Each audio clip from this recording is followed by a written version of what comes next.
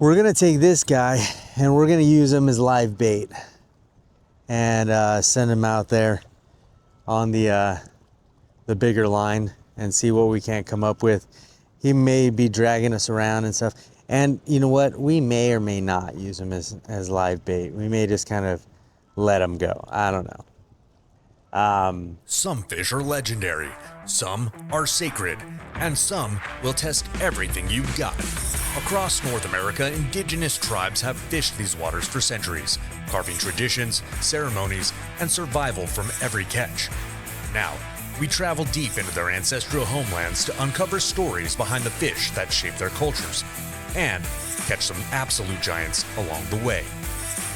From the raging rivers of the Pacific Northwest to the untouched lakes of the Great Plains, we're hooking into monsters that fed generations and diving headfirst into the traditions that keep them alive today. I'm Robert Jacobo, and this is IndigeFish, Tribal Tales. Are you ready to chase something big?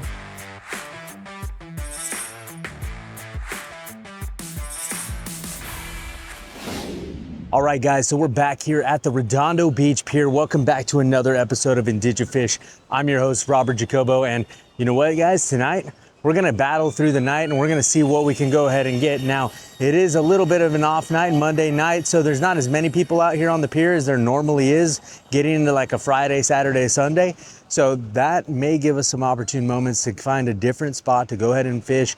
And also too, we got our anchovies, we got our sardines. And so we're gonna go ahead and actually get those things out there. We're gonna be fishing with drop loops and you know, kind of fishing that weight down there at the bottom with the two kind of passing through the different ranges. I also am gonna try out my Kaivo jig lures. You know, they are glow in the dark, so we're gonna place them under the light a little bit and get them kind of bright and shiny, throw them in there, jig them up, let's see what we got. We're also gonna be using our sabiki rig, see if we can't get a little bit of bait, so that way we can see about getting something live, right, on the line. And what we'll do with that is we'll actually line that up with little tiny pieces of squid as well. And so we're gonna go ahead and get that all rigged up. We're gonna go ahead and get our place set out and get comfortable tonight, guys, because there's a little bit of a breeze, but not cold enough to deter us. Not cold enough to where we're wearing a big old jacket or anything. It feels great out here. And so let's go ahead and get started. Let's go ahead and get set up. And I can't wait to go ahead and catch our first fish and get the skunk of the night off our back. So stay tuned, guys. All right, guys, so we are out here. We got everything set up. We got our sabiki rig right here, and this is on the Akuma.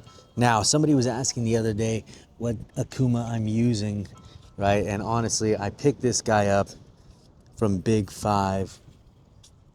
And yeah, for the most part, it's just the Akuma Custom.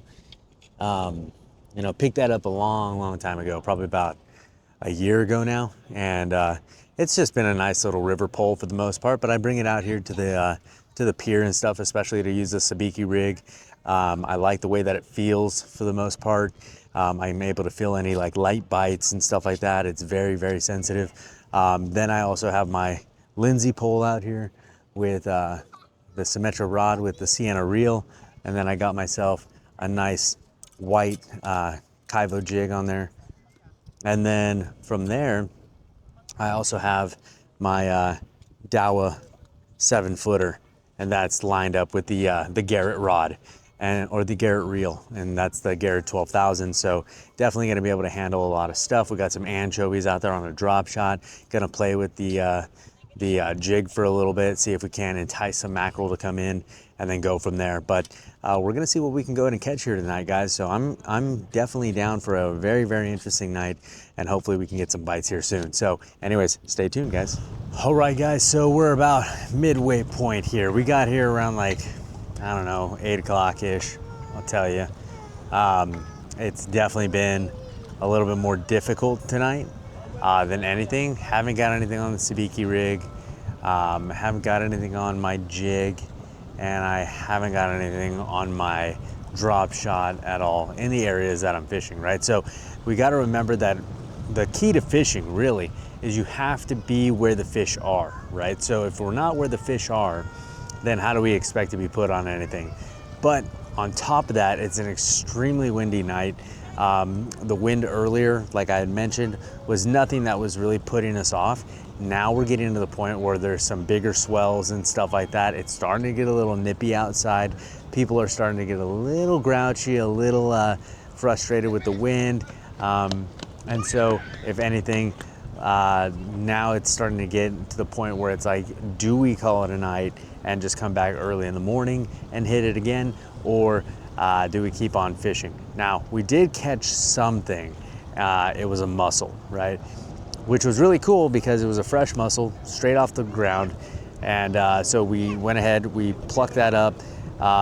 We went ahead and shucked it open, and just like we've done in previous episodes, we're using it now as bait on our drop shot, and we're gonna see if that entices anything to go ahead and get us some more action, right? We thought we heard our line peel a little bit.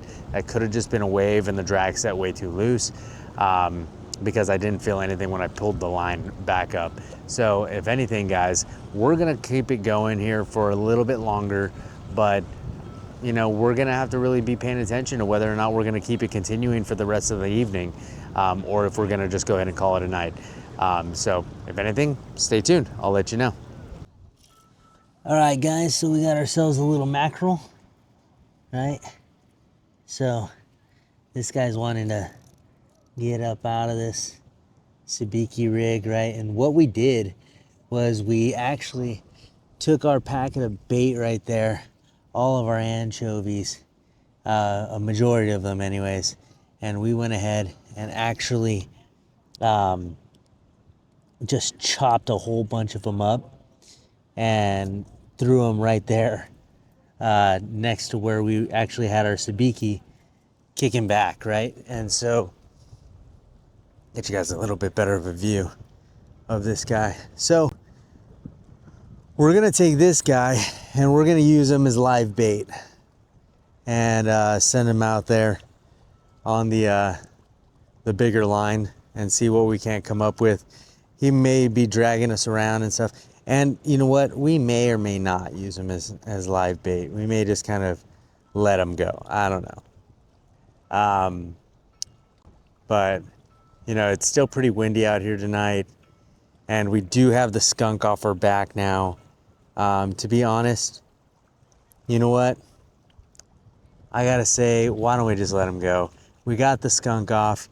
We're not really like expecting to get anything too crazy out on that line, and the wind's picking up, and it's just not necessarily the most pleasant of nights.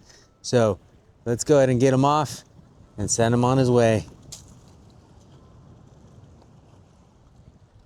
And that's just how we're gonna do it tonight. So anyways, guys, we got the skunk off the back. I'm so stoked about that because that is the name of the game, right? If we can get the skunk off, you know, I'm definitely happy. I mean, being out here fishing, I'm definitely happy. But to get the skunk off the back, to be able to go ahead and throw that bait back, because we could have used him as live bait, but honestly, in order to go ahead and use him as live bait, we're gonna have to go ahead and deconstruct our rig, put a heavier weight on there so that way he's not just dragging us around like crazy, and then go from there, right? So if anything, it's probably just better that we went ahead and just did what we did. So anyways, guys, I'm gonna go ahead and get the sabiki back in the water where the mackerel just went ahead and struck, and we're gonna go ahead and see if we can't get another one before the end of the night. So stay tuned. All right, guys. Look at that. We ended the night with only one, right? Only one, and that was the mackerel that we ended up catching on the sabiki. But you know what? It was better than nothing, and that's why they call it fishing, baby, and not catching. But at the same time, we got the skunk off the back for the evening. We ended up catching a fish. We ended up having a good time at the pier, and not only that, but we used the Something's Fishy, and our fingers do not smell like squid and anchovies going home. So that is a huge win as well. So anyways, guys, I'm gonna go ahead and call it a night. I'm gonna get in the car, head home, and go ahead and get some shut-eye so that way we can hit it first thing in the morning. And I will talk to you guys soon, so take care.